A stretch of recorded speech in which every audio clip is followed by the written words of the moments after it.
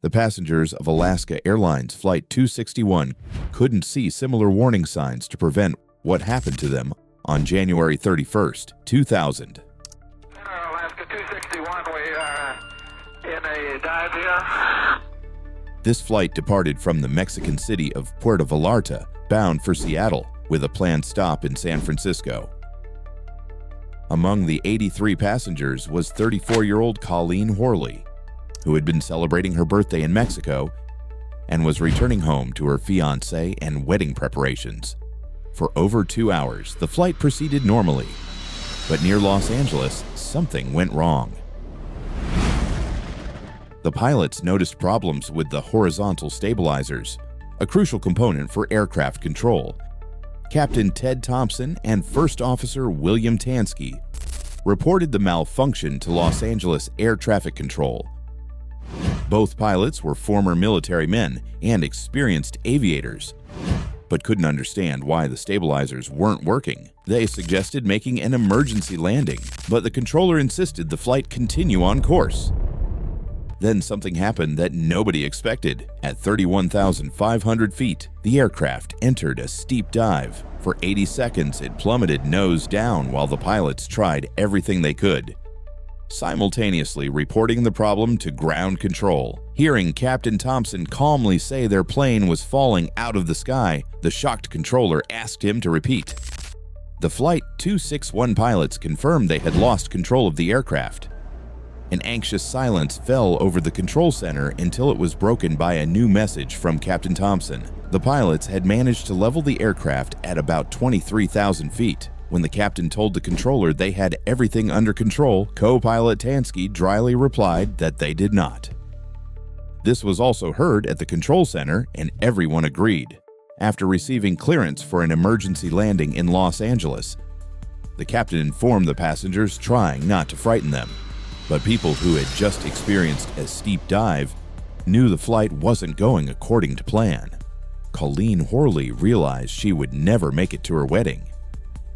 Meanwhile, Captain Thompson wanted to make sure he could control the aircraft during landing, so he requested cleared airspace and permission to descend to 10,000 feet over the California coast. If something went wrong, the pilots could make an emergency water landing to avoid crashing into residential areas. That was their last transmission. The controller could no longer contact Alaska Airlines, so he asked pilots of 2 nearby aircraft to report if they could see the airliner. 19 seconds later, he received the worst possible answer. At that moment, Alaska Airlines pilots were preparing to land when the aircraft's stabilizers completely failed and it entered a new dive. Then it unexpectedly flipped upside down and slowly began to level out.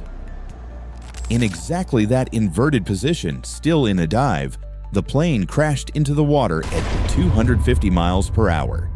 The aviation disaster occurred off the coast of Anacapa Island. All 88 people aboard perished, and rescuers managed to find only 4 bodies. The rest vanished in the ocean depths.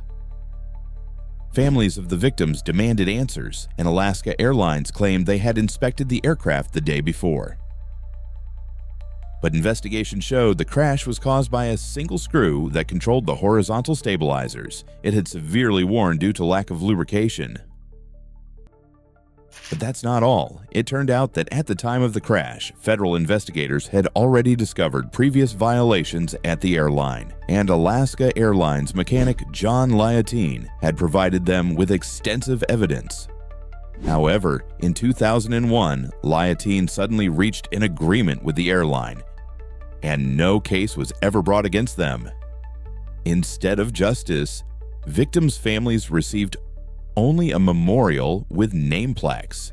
Meanwhile, Alaska Airlines was and remains one of North America's largest carriers.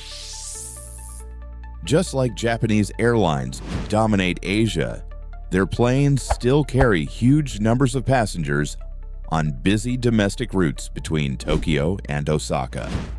On August 12, 1985, this route was served by an 11-year-old Boeing. Flight 123 carried 524 people, including crew. Among them was young flight attendant Yumi Ochiai, this time flying as a passenger. The plane took off and began climbing. In the cockpit that day were Captain Masami Takahama, First Officer Yutaka Sasaki, and Flight Engineer Hiroshi Fukuda, who had colossal experience. What could go wrong? But 12 minutes after takeoff, at approximately 24,000 feet, something exploded aboard the aircraft. The plane instantly filled with thick fog, and oxygen masks dropped in both the cabin and cockpit. Yumi Ochiai and the flight attendants immediately rushed to help passengers, while the pilots realized something terrible had happened. The aircraft began rocking like a ship in rough seas. The crew immediately contacted air traffic control and requested permission to return to the airport. The pilots didn't know they had lost their vertical stabilizer, the same component whose damage caused the Alaska Airlines crash. As we already know, it's nearly impossible to fly without it. But the pilots noticed something that left them speechless. The aircraft's hydraulic system had failed. This system controls landing gear deployment, flaps, aircraft steering, and braking. So the uncontrollable Japan Air 123 flew deeper into the country, losing altitude and shuddering like a leaf. But the crew continued keeping the aircraft airborne. At approximately 15,000 feet, the Boeing stabilized. The controller thought the danger had passed and contacted Japan Air again. But Captain Takahama replied that the aircraft was uncontrollable and their efforts were hopeless. They continued fighting until the Boeing dove steeply toward Mount Takamagahara. The plane instantly lost speed. Up to this point, they had managed to keep the flight airborne for 32 minutes after the explosion. Then the Boeing's right wing struck trees on a mountain ridge, and Takahama said in Japanese that this was the end. The aircraft crashed and exploded seconds later. Just 20 minutes after the plane crashed, American military personnel from a nearby base were ready to dispatch rescue teams. But Japanese authorities forbade them from approaching. The crash occurred in mountains at 5,135 feet at 6:56 p.m.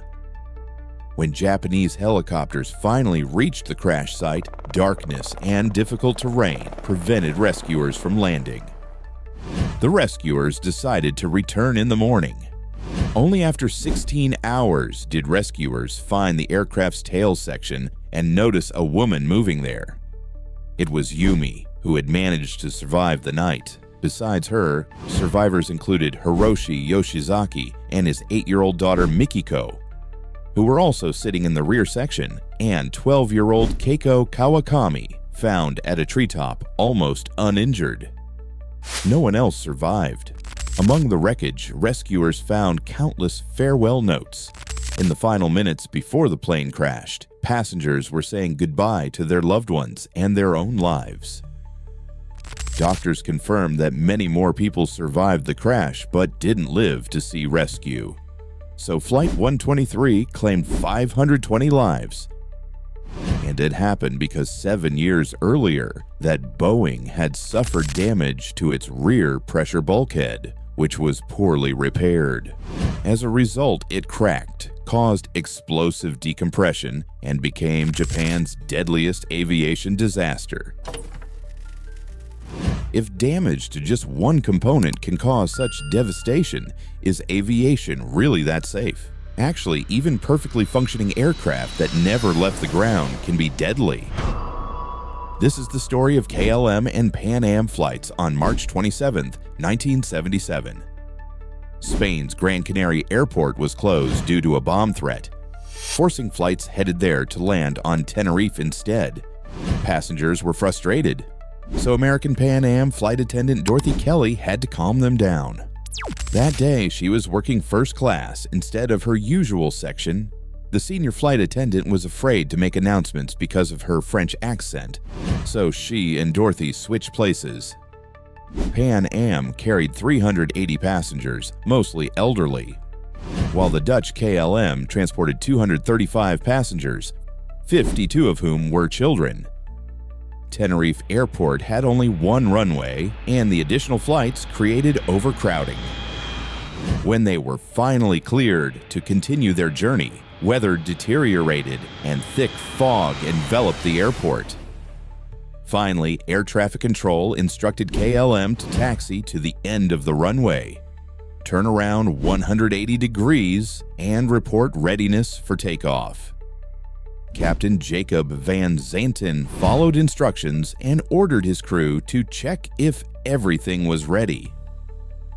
Meanwhile, Pan Am Captain Victor Grubbs was ordered to follow the same runway, turn off at the third taxiway, and continue on a parallel route, but the controller spoke with a noticeable accent, so the captain had to ask for clarification. You want us to turn left at Charlie 1, taxiway Charlie 1? Negative. Taxi straight ahead. Up to the end of the runway, and then taxi right. When Pan Am reached the third taxiway, they discovered they needed to make a 135-degree turn, practically impossible for their aircraft. So the crew decided the controller had made an error. They needed to take the fourth taxiway instead. Further down the runway, KLM reported readiness for takeoff. The controller gave instructions that Captain Van Zanten interpreted as clearance and began his takeoff roll. The co-pilot informed the control center they were taking off. Since this phrase wasn't standard, the controller interpreted it as just readiness for takeoff and replied, "Okay." 1736, report runway clear.